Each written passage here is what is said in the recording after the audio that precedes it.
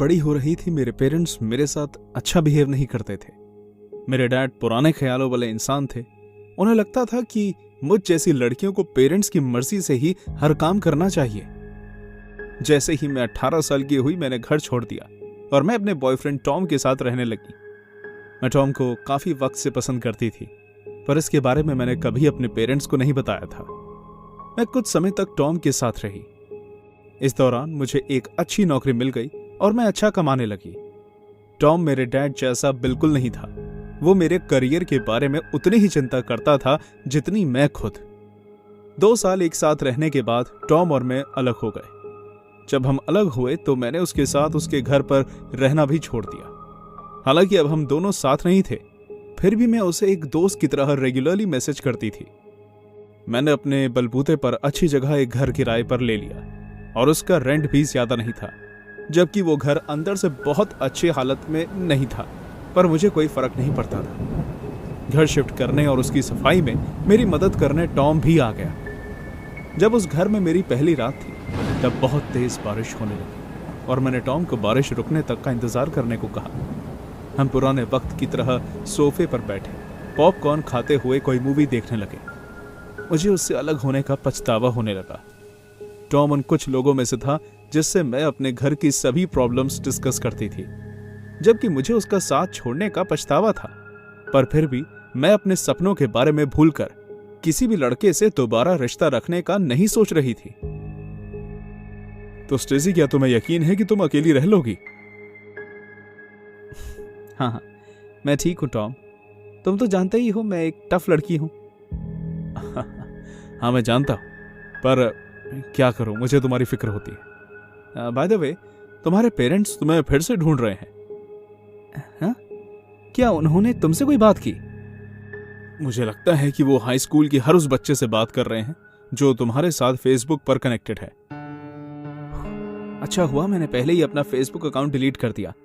क्या उन्हें हमारे बारे में पता है, या फिर मेरे नए घर के बारे में? नहीं, मुझे तो नहीं लगता। मैंने उन्हें कुछ नहीं बताया, पर शायद हमारे पुराने दोस्तों ने उन्हें कुछ बताया हो। इसलिए अपना ध्यान रखना, ओके? ठीक है स्टेसी? हाँ टॉम, थैंक यू। मुझे यह जानकर बहुत अजीब लगा कि मेरे डैड फिर से मुझे ढूंढ रहे हैं, पर शायद मुझे चिंता करने की कोई जरूरत नहीं थी, क्योंकि जब तक मैं अपने बारे में कोई भी जानकारी किसी भी सोशल मीडिया पर नहीं डालूंगी, उन्हें कभी मेरे बारे में पता नहीं चलेगा। और मुझे सोशल मीडिया पर रहने का कोई खास शौक नहीं था। ऐसा 1 हफ्ते तक चलता रहा। मैं अपने नए रूटीन की आदत डाल रही थी। सुबह 7 बजे उठना, करीब 9 बजे ऑफिस पहुंचना, शाम 5 बजे ऑफिस से निकलना और करीब 6-7 बजे तक वापस घर आ जाना। ये रोज होने लगा। कुछ लोगों के लिए ये रूटीन काफी बोरिंग हो सकता है, पर मुझे ये पसंद था। एक दिन जब मैं ऑफिस से घर लौटी, मैंने अपने मेल बॉक्स में एक बिना स्टैम्प का लेटर देखा। बिना स्टैम्प के होने की वजह से मैं इतना तो समझ ही गई थी कि किसी ने ये लेटर मेरे घर पर आकर मेल बॉक्स में डाला है। पहले मुझे लगा कि ये लेटर किसी प्रोडक्ट की एडवर्टाइजमेंट के लिए होगा जो कंपनी सभी लोगों को रैंडमली भेजती है। इसी उम्मीद में मैंने लेटर को खोला कि जरूर ही इसमें किसी चीज को खरीदने के बारे में जानकारी होगी जो मुझे नहीं चाहिए। लेकिन वो लेटर सिर्फ 1 पेज का था, जिस पर काले अक्षरों से बड़ा बड़ा लिखा हुआ था, मैं जानता हूं तुम कहां हो स्टेसी। टॉम के ये बताने के बाद कि मेरे फादर मेरी तलाश कर रहे हैं, और उसके बाद इस लेटर से मैं घबरा गई। मैंने अपने घर का दरवाजा चेक किया और शुक्र मनाया कि वो लॉक था। जब मुझे यकीन हो गया कि घर के अंदर कोई नहीं घुसा है, मैंने जल्दी से लॉक खोला और अपने कमरे में चली गई। मैंने लेटर के बारे में पुलिस को कॉल करके बताया। जब तक पुलिस आती, मैंने टॉम को भी कॉल करके बता दिया कि मेरे साथ क्या हुआ था। उसने बहुत ही पेशेंस से मेरी बात सुनी और मुझे शांत करने की कोशिश की। मुझे उसे कॉल करके बहुत शर्मिंदगी हुई, पर मैं उस समय उसकी आवाज सुनना चाहती थी। वो 2 साल जब हम साथ थे और मैं अपने पास्ट को याद करके नर्वस हो जाती थी, तो वो हमेशा मुझे शांत करता था। जब पुलिस आई और उन्होंने मेल चेक किया, तब उन्होंने मुझे बताया कि वो इस बारे में कुछ नहीं कर सकते, क्योंकि कोई बड़ा हादसा नहीं हुआ है और इस बात का भी कोई सबूत नहीं है कि ये लेटर किसी और ने रखा है या मैंने खुद। ऑफ कोर्स मैं उनकी बात सुनकर गुस्सा थी और उन आलसी पुलिस वालों ने सिर्फ मुझे दिलासा दिया और कुछ नहीं। उनके चेहरों से लग रहा था कि वो बस यहां से जल्द जाना चाहते थे। इतना टैक्स पे करने पर भी ये लोग किसी की मदद करने के काबिल नहीं थे। जैसे ही वो पुलिस वाले वहां से गए, मैंने टॉम को कॉल करके सब कुछ दोबारा बताया और एक बार फिर उसने धैर्य से मेरी पूरी बात सुनी और मुझे शांत किया और समझाया कि शायद मैं ज्यादा सोच रही हूं। मैंने टॉम से शेयर किया कि मैं अपने घर के लिए एक रिंग कैमरा लूंगी, ताकि जो भी ये लेटर रख कर गया था, अगर वो वापस आता है तो मेरे पास पुलिस को दिखाने के लिए सबूत होगा। टॉम ने मेरी बात पर हां कहा और अगले ही दिन ऑफिस के बाद मुझे एक अच्छा डोरबेल कैमरा लेने में मदद भी की। जब उसने कैमरा लगाने में मेरी मदद करने की बात कही तो मैंने उसे मना कर दिया।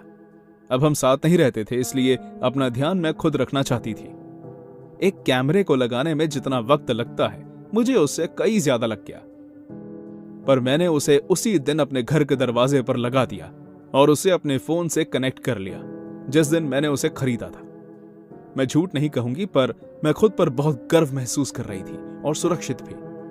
3 दिन बाद मैं उस लेटर के बारे में भूल चुकी थी और मैंने खुद को मना लिया था कि शायद मेरे साथ किसी ने मजाक किया था, क्योंकि उस पर सिर्फ मेरा नाम था और स्टेसी शब्द किसी के लिए भी इस्तेमाल किया जा सकता है। पर फिर एक दिन जब मैं अपने ऑफिस में काम कर रही थी, मेरे फोन पर एक नोटिफिकेशन आया।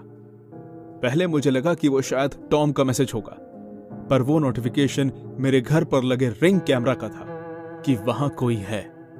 मेरा शरीर डर से ठंडा पड़ गया, पर मैं उस नोटिफिकेशन को इग्नोर नहीं कर सकती थी। मैंने अपने घर के रिंग कैमरा की लाइव फुटेज देखने के लिए उस नोटिफिकेशन पर टैप किया और जो मैंने देखा उसे देखकर मेरे हाथ से मेरा फोन जमीन पर गिर गया। मुझे डर ने घेर लिया था। मुझे अपना अतीत याद आने लगा। मेरे डैड एक बहुत ही बुरे इंसान थे। जब भी मैं कुछ ऐसा करती जो उन्हें पसंद नहीं था, वो मुझे हमेशा मारते, और जब उन्हें यह लगता कि मैंने उनके खिलाफ जाकर कुछ किया है, तब वो डरावने जोकर का मास्क पहनकर मुझे मारते थे। वो भयानक दृश्य और उस जोकर की खतरनाक मुस्कान मेरे दिमाग में बस गई थी। मैं कैमरा की फुटेज में देख सकती थी, मेरे घर के दरवाजे के ठीक सामने वही जोकर का मास्क पहने हुए एक आदमी खड़ा था। उसे देखकर मुझे अपने डैड और उनके मुझ पर किए गए सभी अत्याचार फिर से याद आ गए। मुझे ऐसा लगने लगा जैसे आज फिर मुझे किसी गलती की सजा दी जाएगी, और यह सोचकर मैं कांप उठी। ऑफिस के सभी लोग अपना काम छोड़कर मेरी तरफ देखने लगे। मेरा दिमाग मुझे समझा रहा था कि मुझे डरने की कोई जरूरत नहीं है, क्योंकि मैं उस जोकर के सामने नहीं हूं, इसलिए वो मेरा कुछ नहीं बिगाड़ सकता। पर मेरा दिल मान नहीं रहा था। आखिर में मैं अपने उस डर से बाहर निकल गई जब मैंने उस आदमी को अपने घर के आगे से जाते हुए देखा। पर इतने में मेरा बॉस मेरे पास आया और उसने मुझे घर जाने को कहा, क्योंकि मैं काम करने की हालत में नहीं थी। वो सही थे, पर यह सब देखकर मैं घर नहीं जाना चाहती थी। मैंने हार कर टॉम को फोन किया और उसे एक रात वहां रुकने के बारे में सोचा। वो मुझे हर तरह से संभाल रहा था और उसने मुझे हिम्मत दी कि सब ठीक हो जाएगा। कम शब्दों में समझाऊं तो वो रात मैंने उसके साथ बिताई और हम दोनों फिर एक साथ आ गए। जब मैं अगले दिन सुबह उठी तो टॉम ने मेरे लिए एक नोट छोड़ा था, जिस पर लिखा था कि वो काम के लिए बाहर गया है और उसने मेरे लिए ब्रेकफास्ट बनाकर टेबल पर रखा है। वो वाकई एक बहुत ही अच्छा इंसान था। जब मैं नाश्ता कर रही थी तब मैंने सोचा कि टॉम ने मेरे लिए इतना कुछ किया है, मुझे भी उसके लिए कुछ करना चाहिए, as a token of thank you. तब मुझे याद आया कि जब मैं और टॉम एक साथ रहते थे, उसे अपने गंदे कपड़े धोना कभी भी पसंद नहीं था। तो मुझे लगा कि उसके कपड़े धोकर प्रेस करके लगाना एक अच्छा आइडिया होगा।